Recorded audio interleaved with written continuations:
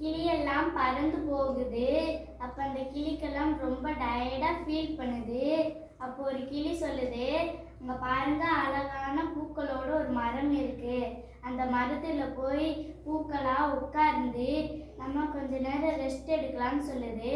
மற்ற கிளிகளும் சரின்னு சொல்லிட்டு ஒவ்வொரு பூவிலும் ஒவ்வொரு கிளியா உட்காருது.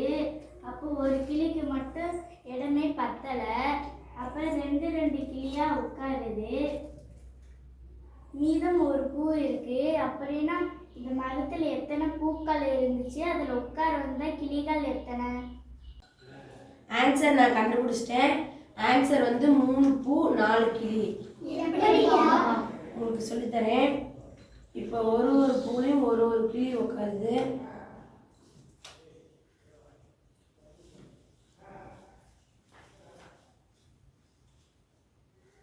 ஒரு பூலையும் ஒரு கிளி உட்காந்தா ஒரு கிளி எக்ஸ்ட்ரா இருக்கு. இப்போ ஒரு பூல 2 கிளி உட்காருது.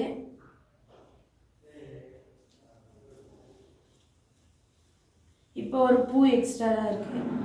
ஆன்சர் வந்து 3 பூ 4 கிளி.